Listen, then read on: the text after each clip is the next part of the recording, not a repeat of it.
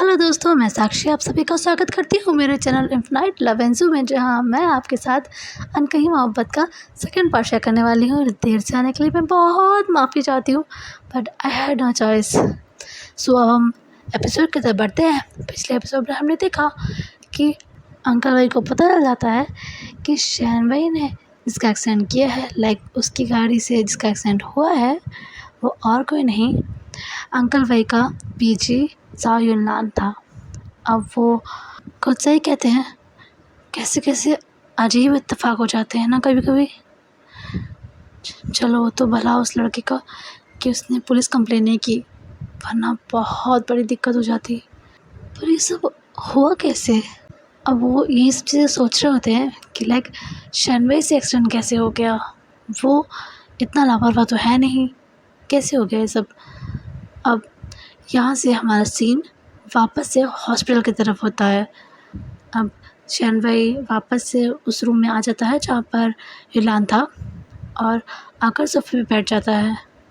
हिलान उसकी तरफ देखता है और फिर वापस से अपना फ़ोन चलाने लग जाता है। फिर शनवई उसकी तरफ देखता है और फिर जो घड़ी होती है उसकी तरफ देखता है और कहता है, इतनी रात तक फ़ोन नहीं चलाना चाहिए तुम्हें, तुम पेशेंट हो, तुम्हें जल्दी सोना चाहिए। हिलान उसकी तरफ इरिटेशन वाला फेस बना के देखता है और कहता है, एक्सक्यूज़ मी। शनवई कहता है, तुम्हारे भले के लिए कह रहा हूँ, मानना न मानना तुम पर है। और वो वापस से अपना फ़ोन चलाने लग जाता है। खैर, एक अच्छे बच्चे की तरह हिलान अपना फ़ोन वो जो बेड होता है हॉस्पिटल वाला, उसके बगल में जो टेबल होती है ना, वहाँ पे रख देता है और अपनी आँखें बंद करता है और सोने की कोशिश करने लग जाता है।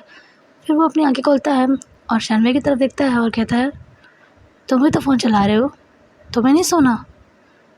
हिलान को शनवई देखता है फ़ोन से अपनी नज़र हटा के और कहता है, मैं तुम्हारा ख्याल रखने के लिए हूँ, सोने के लिए नहीं। हिलान कहता है, एक हफ्ते मुझे यहाँ रहना है, तो क्या ऐसे तुम एक हफ्ते जगते ही रहोगे? शनवई कुछ नहीं बोलता है। तो हिलान कहता है, आर यू क्रेज़ी? देखो, मेरी तबीयत अभी इतनी भी ख़राब नहीं है, इतना भी घायल नहीं हूँ मैं, और अगर मुझे कोई ज़रूरत पड़ेगी तो मैं तुम्हें उठा दूँगा, प्लीज़ सो जाओ। शनवई कहता है, मैं ठीक हूँ। हिलान कहता है, प्लीज़, आई इंसिस्ट, प्लीज़ सो जाओ, मुझे ज़रूरत पड़ेगी तो मैं तुम्हें उठा दूँगा। हिलान को शनवई फिर से देखता है और कहता है, कैसे उठाओगे? बेड से सोफ़ा दूर है, कैसे आएगी तुम्हारी आवाज़ मुझ तक? हिलान कहता है, आवाज़ नहीं आएगी, सामान तो आएगा ना। शनवई कहता है, मतलब? हिलान कहता है, इस टेबल पे बहुत सारा सामान है, कोई एक सामान तुम्हारे सर पर फेंक के मार दूँगा। उसकी सुनकर ना चाहते हुए भी शनवई को हल्की सी हंसी आ जाती है, और वो हंसते हुए इतना खूबसूरत लग रहा था कि लाइक शनवई को तो हिलान देखने ही लग जाता है। लाइक ये मोमेंट था जो उसने शनवई को इतने ध्यान से देखा था और देखता ही रह गया था। शनवई उसे इस समय इतना ज़्यादा आकर्षक लग रहा था कि लाइक कुछ कहने को नहीं। अब शनवई हिलान की तरफ देखता है जो कि उससे घूर ही जा रहा था, और शनवई फिर कहता है, व्हाट, क्या हुआ? हिलान अपने होश में आता है और कहता है, नथिंग, कुछ नहीं, कुछ नहीं। तो शनवई कहता है, सो जाओ अब तुम भी। हिलान भी एक नोट करता है और फिर अपनी आंखें बंद करके लेट जाता है। वो आंखें बंद करे हुए होता है, पर वो अभी इतना ज़्यादा नर्वस लग रहा था और खुद से ही कहता है, व्हाट द हेल, क्या था वो? मैं उसे ऐसे क्यों घूर रहा था? और अब और मेरी हार्ट बीट इतनी तेज़ क्यों चल रही है? लाइक उसकी हार्ट बीट बहुत तेज़ चलने लग गई थी। जो उसने ऐसे भाई को देखा था तो उसकी हार्ट बीट तेज़ हो गई थी। वो फिर कहता है, हो सकता है दवा का कोई रिएक्शन हो, शायद इसलिए मेरी हार्ट बीट तेज़ हो रही हो, पता नहीं, अभी मुझे सो जाना चाहिए, हाँ यही बेहतर होगा। वो अपनी आंखें बंद करता है और इवेंचुअली सो जाता है। अब हमें नेक्स्ट मॉर्निंग का सीन दिखाया जाता है। रिलान जो होता है वो अपने बेड पे बैठा होता है और अपना फ़ोन चला रहा होता है, और फिलहाल शनवई वहाँ पे नहीं होता। शनवई उसके लिए ब्रेकफास्ट लेने गया होता है और अपने लिए भी। अब वो शनवई जो होता है वो यूलान को भी ब्रेकफास्ट देता है और ख़ुद भी ब्रेकफास्ट करने लग जाता है। एंड आफ्टर ब्रेकफास्ट जो अपना यूलान होता है वो शर्मा की तरफ देखता है और कहता है, वैसे तुमने अपना नाम नहीं बताया। वही उसकी तरफ देखता है और कहता है, क्या ये ज़रूरी है? यूलान कहता है, ऑफ कोर्स ज़रूरी है, बताओ अपना नाम क्या है। वो कहता है, शैन भाई, और वापस से फ़ोन में घुस जाता है, मतलब फ़ोन को देखने लग जाता है। और यूलान कहता है, अच्छा नाम है, मेरा नाम ज़ा यूलान है। वही उसकी इस बात पर कोई ध्यान नहीं देता, लाइक उसने अपना नाम बताया तो उस पर कोई ध्यान नहीं देता और फ़ोन चला जा रहा होता है। फिर अचानक से उसे कुछ याद आता है, उसका दिमाग एकदम से घूम जाता है। वो शैन भाई जो होता है यूलान की तरफ देखता है और कहता है, क्या क्या नाम बताया तूने अपना? यूलान एक वो जो होती है शरारती वाली स्माइल वो करता है और कहता है, सा यूलान। अब ये जो होता है अपना शैन भाई जो होता है एकदम से शॉक्ड रहता है और कहता है मन में, सा यूलान, पापा के पीछे का भी तो यही नाम था ना, और वो भी कल कल घर आ रहा था। हाँ नहीं, मतलब मैंने पापा के पीछे का ही एक्सीडेंट कर दिया। वेल डन भाई। अब यूलान शैन भाई को ऐसे खोया हुआ दिखता है तो वो कहता है, हे कहाँ खो गए? वही कहता है, नथिंग। वो कहता है, नहीं कुछ तो, मेरा नाम सुन के ऐसे हवाएं क्यों उड़ गई तुम्हारे चेहरे की? वो कहता है, इट्स नथिंग। तो यूलान कहता है, ठीक है, नहीं बताना चाहते, कोई बात नहीं। और फिर वो वापस से फ़ोन में लग जाता है जो अपना यूलान होता है। अब उसका भी दिमाग घूमता है एकदम से। वो कहता है, क्या नाम होता है इससे अपना? शैन भाई। अंकल भाई के लड़के का नाम भी तो कुछ ऐसे ही था ना? एक मिनट। वो कहता है, शैन भाई। शैन उसकी तरफ देखता है और कहता है, हाँ। वो कहता है, तुम्हारे डैड का नाम क्या है? अब शैन भाई एकदम से नर्वस हो जाता है। वो कहता है, क्यों, क्या करोगे?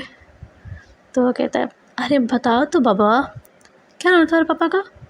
तो वो नाम बताता है और शैन भाई देखता है यूलान के तो पूरे चेहरे के भाव ही बदल जाते हैं। वो कहता है, व्हाट द हैक मैन, मतलब सीरियसली तुम? वो कहता है, भाई hey relax, don't be hyper, okay please don't be hyper. वो कहता है, सीरियसली कैसे कैसे कॉन्सिडेंस हो जाते हैं कभी कभी। जिनके घर में रहने जा रहा था उन्हीं का बेटा मुझे हॉस्पिटल ले आया। वही कहता है, look I am sorry, I know कि ये सिर्फ शब्द है, तुम्हारी पीड़ा का मैं एहसास भी नहीं कर सकता, पर मैं अब कुछ नहीं कर सकता हूँ। I am very sorry, please मुझे माफ़ कर दो। यूलान उसकी तरफ देखता है और उसकी आंखों में वाकई पश्चाताप दिख रहा था, वो वाकई गिल्टी था। यूलान फिर उससे अपनी नज़रें हटाता है और एक डीप ब्रेथ लेता है और कहता है, फ़ाइन, ये सिर्फ बार बार सॉरी बोलने की ज़रूरत नहीं है, मैंने तुम्हें माफ़ कर दिया, ख़त्म करो अभी सब चीज़ें को, मैं भी परेशान हो गया हूँ तुम्हारा सॉरी सुन के, जाने दो ये सब। इसके बाद सुनकर शैन भाई की आंखों में अब जाकर सुकून आता है। वो कहता है, थैंक यू सो मच। शैन भाई क्या सुनकर यूनान बस एक नोट करता है और तभी वहाँ पर नर्स आ जाती हैं। वो स्पंज बाथ का सामान लेकर वो अंदर आती है और वो सामान को वहाँ पर एक स्टूल होता है उसके ऊपर रखती है। अब यूनान की तरफ देखता है और फिर शैन भाई की तरफ देखता है। शैन भाई भी कन्फ्यूज होता है। वो कहती है, आपके स्पंज बाथ का टाइम हो गया है। यूनान शॉक्ड हो जाता है और कहता है, स्पंज बाथ? तो वो कहती है, जी सर। आई थिंक आप सबको स्पंज बाथ का मतलब पता ही होगा। स्पंज बाथ जो होता है वो मरीज़ों को दिया जाता है, लाइक वो नहा नहीं ना सकते तो उन्हें स्पंज बाथ दिया जाता है। अब शैन भाई और यूलान दोनों इस तरह से देख रहे होते हैं। यूलान कहता है, पर स्पंज बाथ तो कोई मेल नहीं है जो दे सके। नर्स कहती है, अरे sir, don't be shy. Nurse से, डॉक्टर से और वकील से बिल्कुल भी छुपाना नहीं चाहिए, और हम तो आपकी सिस्टर की तरह हैं। वो कहते हैं, पर फिर भी ma'am, I am bit uncomfortable, please. वो कहती हैं, देखिए सर, ये तो करना ही पड़ेगा। अब हाइजीन का भी तो ख्याल रखना चाहिए ना। अब युलान कुछ भी नहीं बोल पा रहा होता, क्योंकि उनकी बात में पॉइंट तो था। अब पेशेंट नहा नहीं सकता, लेकिन हाइजीन का तो ख्याल रखना ही चाहिए ना। युलान अब चुपचाप से हो जाता है, नर्वसनेस से उस नर्स को देखे जा रहा होता है, और शैन भाई युलान को उस नर्स को देख रहा होता है। और वो नर्स जैसे ही युलान की जो शर्ट थी उसका एक बटन खोलने जा रही होती है, युलान कहता है, रुकिए सिस्टर। वो और युलान दोनों उसकी तरफ देखते हैं, तो शैन भाई कहता है, इफ़ यू डोंट माइंड, क्या ये स्पंज बात मैं युलान को दे सकता हूँ? अब उसकी ये बात सुनकर युलान तो एकदम से ही शॉक्ड हो जाता है। नर्स भी उसे देख रही होती है। फिर शैन भाई उनके पास आता है और कहता है, प्लीज़ मेरी बात का बुरा मत मानिएगा सिस्टर। अब युलान अनकम्फर्टेबल हो रहा था, इसलिए मैंने कहा, आप मुझे बता दीजिए, वो स्पंज बात मैं इसे दे दूँगा। वो नर्स स्माइल करती हैं और कहती है, जी बिल्कुल। फिर उसे बताती है वो कि ऐसे ऐसे स्पंज बात देते हैं, और उसके बाद वो चली जाती है वहाँ से। अब इलान शैन भाई की तरफ देखता है और कहता है, तुम मुझे स्पंज बात दोगे? शैन भाई कहता है, हाँ, कोई दिक्कत है? नर्स को बुला देता हूँ। शिलान कहता है, नहीं नहीं नहीं, मैंने मैंने ऐसा कब कहा कि मुझे कोई दिक्कत है? फिर शैन भाई कहता है, प्लीज़ बी कंफर्टेबल। तुम्हारे पास ऐसा कुछ नहीं है जो मेरे पास नहीं है, और मैंने देखा नहीं है, सो प्लीज़ घबराना मत। शैन भाई को इलान देखता है और फिर कहता है, नहीं नहीं, मैं कहाँ घबरा रहा हूँ। अब देखो, मैं भी मेल, तुम ही मेल, और मुझे ये तो चाहिए था। Please go ahead. इलान फिर शांति से बैठ जाता है, और शैन भाई आता है उसके पास, और उसकी जो शर्ट होती है, वो जो पेशेंट वाले कपड़े होते हैं ना, उसे अनबटन करने लग जाता है। और युलान ने कहा तो था कि नहीं नहीं, उसे कोई दिक्कत नहीं है, पर उसकी धड़कनें अब बहुत तेज़ चल रही थी, लाइक बहुत ही ज़्यादा। शैन भाई अब उसकी शर्ट को पूरा खोल देता है और दोनों साइड इधर उधर कर देता है, मतलब जैसे शर्ट को खोलते हैं ना वैसे कर देता है। और युलान तो उसकी तरफ देख ही नहीं पा रहा होता है, वो दूसरी तरफ देखने लग जाता है। और शैन भाई जो होता है, वो जो कपड़ा होता है जिससे बॉडी वाइप करते हैं, उसे उसकी चेस्ट पर से रखता है और वाइप करने लग जाता है स्लोली स्लोली। और युलान इतना ज़्यादा नर्वस हो रहा था, और जो उसने बेडशीट होती है ना उसे ऐसे पकड़ लेता है, वो दूसरी तरफ देखने लग जाता है। शैन भाई भी ये नोटिस कर रहा था युलान की जो स्थिति थी, पर वो कुछ भी नहीं बोल रहा होता, वो अपना काम कर रहा होता है। फिर शैन भाई उसके स्टमक को वाइप करता है, और युलान की स्थिति अब वर्स होती जा रही थी, लाइक उसका पूरा चेहरा रेड हो चुका होता है, पूरी बॉडी हीट कर रही होती है। एंड फिर शैन भाई उसके नेक को वाइप करता है, और उसके बाद वो शैन भाई जो होता है युलान के फेस को अपनी तरफ करता है और कहता है, फेस वाइप करना है। अब वो युलान का रेड रेड फेस अपने आंखों से दिख रहा होता है, लाइक पहले तो थोड़ा उस साइड था तो पूरी तरह से नहीं देख पा रहा था, अपने काम पे ध्यान दे रहा था वो, और उसके चेहरे को देख रहा होता है। फिर वो उसके गालों पे हाथ लगाता है और कहता है, मैंने तुमसे कहा ना, घबराओ मत।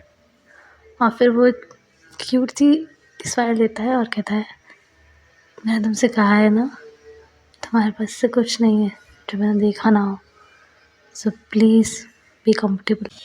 युलान बस इग्नोर करता है, और शैन भाई जो होता है वो उसकी जो फेस होता है उसे वाइप करने लग जाता है। एंड उसके बाद वो उसकी पूरी बॉडी को वाइप करता है, और उसके कपड़े भी चेंज करता है, क्योंकि अब कपड़े तो भीग ही जाएंगे ना, कुछ भी करो कपड़े तो भीगेंगे ही। और युलान बिल्कुल से एक शांत बच्चे की तरह होता है, उसे बहुत ही ज़्यादा अनकम्फर्टेबल लग रहा होता है, पर वो कुछ बोल नहीं सकता था। और किसी फीमेल से ये सब करवाने से तो अच्छा ही है ना, कि जिसे आप एक दिन से जानते हैं वो मेल आपको ऐसे स्पंज बातें आपकी ड्रेस चेंज करने में आपकी हेल्प करे, वो तो ज़्यादा बेहतर रहता है ना। तो वो भी अपने आप को ऐसे ही समझा रहा होता है। और शान भाई ऐसा नहीं था कि वो बहुत कंफर्टेबल था, ऐसा नहीं, वो भी अनकंफर्टेबल था। हाँ, लाइक यूनान की तरह तो नहीं था, लाइक उसकी तो बात ही अलग थी। जिसको मतलब स्पंज बाथ दिया जा रहा है, जिसकी ड्रेस चेंज हो रही है, वो उससे तो ज़्यादा ही वो लगता है अजीब, पर उसे भी लग रहा था, पर वो शो नहीं कर रहा था। अब शान भाई जो होता है यूनान की ड्रेस चेंज कर देता है और यूनान चुपचाप से ही बैठा होता है बेड पे और शान भाई उसके पास खड़ा होता है। अब पूरे रूम में एक ऑकवर्ड सा साइलेंस होता है। अब शान भाई ऐसे करता है तो यूनान उसकी तरफ देखता है। फिर शान भाई कहता है, अब लुक अनु, तुम अनकम्फर्टेबल हो, ठीक है। अगर अगर ये सब तुम्हें अजीब लग रहा है तो फिर मैं नर्स से कह देता हूँ, वो कल से तुम्हारे ये स्पेच बात भी कर देंगे और तुम्हारा ड्रेस चेंज करने में तो हेल्प कर देंगे। हिलर उसकी बात सुन के कहता है, no no no no please please, ऐसा मत करना, it's fine, it's really fine. Sir ने कहता है, सोच लो, अभी 6 दिन बाकी हैं, चलेगा तुम्हें? वो कहता है, हाँ चलेगा मुझे, नर्स से तो बेहतर ही है। उसकी बात सुनकर शानवी स्माइल करता है और यूलान भी स्माइल करता है।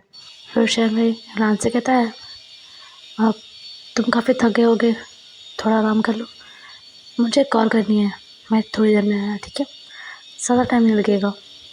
यूलान कहता है, कोई बात नहीं, मैं ठीक हूँ, आराम से आ जाना। शानवी वहाँ से जाने लगता है और फिर कहता है, जल्दी आ जाऊँगा, और ये बोलकर चला जाता है। यूलान से जाते हुए देख रहा होता है और फिर खुद नहीं कहता है, शानवी बड़ा ही दिलचस्प इंसान लगता है। शानवी उस जगह से बाहर आ जाता है, लाइक उस जो कमरा था उससे बाहर आ जाता है और अंकल भाई को, मतलब सॉरी मिस्टर भाई को कॉल लगाता है। मिस्टर भाई तुरंत से ही उसका कॉल उठा लेते हैं और कहते हैं, हेलो हेलो शान, बच्चा मैं सुबह से तुम्हारा ही कॉल का वेट कर रहा था, सब ठीक है ना वहाँ पे? वो कहता है, जी पापा यहाँ सब ठीक है। फिर वो कहता है, शुलान कैसा है? वही कहता है, वो भी ठीक है, अभी रेस्ट कर रहा है। मिस्टर भाई इससे पहले कुछ बोलते हैं। वो कहता है, आपका पीछे है वो पापा। वो कहते हैं, पता है मुझे, कल रात को ही पता चल गया था। वो कहता है, आई एम सॉरी पापा, वेरी सॉरी। उसके पापा कहते हैं, जो हो गया वो सो हो गया, अब मुझे ये बताओ कि ये सब हुआ कैसे। उनकी बात सुनकर शर्मा बिल्कुल सही चुप हो जाता है। उसके पापा कहते हैं, शैन शैन मुझे बताओ ये सब कैसे हुआ। शर्मा कुछ भी नहीं बोल रहा होता है। उसके पापा कहते हैं, समझ गया, तुम फिर वहाँ गए थे ना। शैन कुछ भी नहीं बोल रहा होता है। अंकल भाई कहते हैं, शैन कब तक अपने अतीत को अपने अदावन से बांध के रखोगे तुम? कब तक उन वीरानों में अपने भविष्य को बर्बाद करते रहोगे, अपनी ज़िंदगी को बर्बाद करते रहोगे? प्लीज़ अपनी लाइफ में आगे बढ़ो, जो हो गया उसे भूल जाओ, भूल जाओ बच्चा। तुम्हें पता है तुम्हें ऐसे देखकर मुझे कैसा लगता है? तुम तुम ही बचे हो मेरे पास, क्यों अपनी ज़िंदगी को इस तरह तबाह करने पे लगे हुए हो? अब शानवी भी अपने पापा की ऐसी हालत देखकर दुखी हो जाता है और कहता है, आई एम सॉरी पापा, I am very sorry, very sorry. वो कहता है, don't be sorry, do something about it. तुम्हें इस तरह से नहीं देख सकता हूँ। तुम क्या चाहते हो, क्या चाहते हो मुझे बता दो। अपने सब बच्चों को खो चुका हूँ, तुम बचे हो मेरे पास। कभी तुमको ऐसा एहसास नहीं होता कि तुम्हें ऐसे देखकर, इस तरह से देखकर मुझे कैसा लगता है, और तुम इस तरह से अपने आप को तकलीफ़ देकर मुझे कितना तकलीफ़ देते हो। अरे अरे मेरे लिए ना सही, केविन के लिए तो सोचो, केविन के लिए ही अपनी ज़िंदगी में आगे बढ़ो, खुश रहने की कोशिश करो।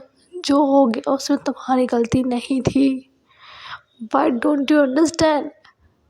तुम्हारी गलती नहीं थी। उसमें तुम्हारा कोई दोष नहीं था। प्लीज़ अब बंद करो खुद को इस तरह से सज़ा देना, प्लीज़। बच्चा हो गया, अब बस करो ये सब। अब शर्मा उनकी बात सुन ही रहा होता है, तभी एक नर्स आती है और उनसे कहती हैं, यानी कि अपने शर्मा से, मिस्टर भाई। शर्मा उनकी तरफ देखता है। अब ऑब्वियसली उसकी आंखों में आंसू थे, तो नर्स उसे देखती है और कहती है, आप ठीक हैं? शर्मा दोनों से अपने आंसू पोंछता है और कहता है, हाँ हाँ मैं बिल्कुल ठीक हूँ। What's the matter? वो कहते हैं, जी मेडिसिन लानी है। तो शर्मा कहता है, हाँ थैंक यू, मैं लेकर आता हूँ। मिस्टर भाई ये सब कॉल पर सुन रहे होते हैं। फिर शर्मा कॉल पे कहता है, पापा मैं बाद में बात करता हूँ, मुझे कुछ दवाई लेने जाना है। वो कहते हैं, ठीक है, अपना ध्यान रखना, उसका भी। वही कहता है, जी आप भी अपना और केविन का ख्याल रखिएगा पापा। फिर वो कहते हैं, मेरा एक ही बेटा है, प्लीज़ उसका ध्यान रखना बच्चे। वो कहता है, जी पापा, और कॉल कट कर देता है। अब मिस्टर भाई जो सोफ़ा होता है उस पर अपना सर टिका लेते हैं और कहते हैं, हे भगवान, क्या करूं मैं इस लड़के का, क्या करूं, कैसे समझाऊं इसको कि जो बस उसकी कोई गलती नहीं थी, क्या करूं। तभी उनके गालों पर दो नन्हे नन्हे हाथ आते हैं जो कि उनके आंसू को पोंछने लग जाते हैं और हमें एक क्यूट सा बच्चा दिखाया जाता है जो कि है केविन।